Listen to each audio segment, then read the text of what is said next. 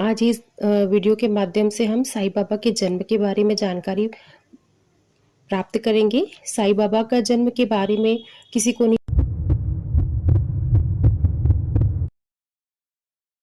बाबा के जन्म और माता-पिता के बारे में जानकारी अंधेरी की परतों में लिपटी हुई है। किसी को नहीं पता कि उनका जन्म कहाँ हुआ था, वो हिंदू है या मुसलमान है। साईं बाबा के भक्तगण इस तथ्य पर दो भागों में विभाजित है कि साईं बाबा हिंदू थे या फिर मुस्लिम थे।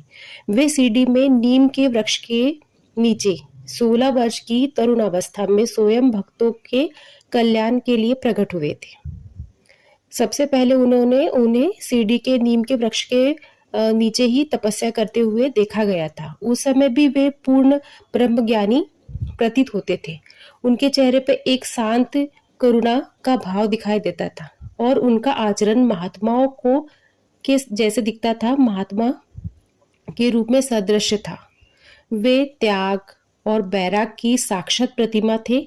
बाबा का बसेरा एक टूटी हुई मस्जिद, जिसे कि हम द्वारिका माई के नाम से जानते हैं। उनका सभी के लिए उपदेश था, श्रद्धा और सबूरी, सबका मालिक एक, अर्थात राम जो कि हिंदू धर्म के भगवान है और रहीम जो मुस्लिम के खुदा है, एक ही है, सब एक ही है, मतलब सबका मालिक एक। और उनमें किंचित मात्रा भी वो भेद नहीं करते थे, चाहे वो हिंदू हो या फिर मुस्लिम हो। इसलिए ये चीज़ें समझ नहीं आती है कि साईं बाबा हिंदू है या मुस्लिम है।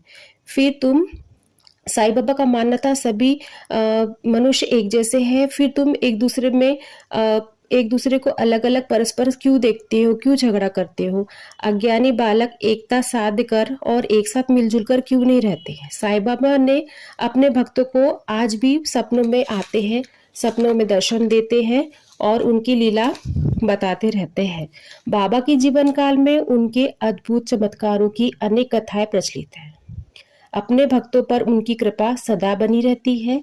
श्री साईं बाबा के समाधि स्थल में जाने के पश्चात भी उनकी जो लीलाएं हैं, उनको जो अपने भक्तों को आज भी वो दर्शन देते हैं और अक्सर देखने में भी आते हैं, जिससे वह सिद्ध होता है कि साईं बाबा अभी भी इस धरती पर विद्यमान है। जब उनके भक्तों को उनकी आवश्यकता होती है, जब उनके भक्त उन दुख में रहते हैं, तो साईं बाबा उन पर कृपा अवश्य करते हैं और पूर्व की भांति अपने भक्तों को सहायता पहुंचाते हैं।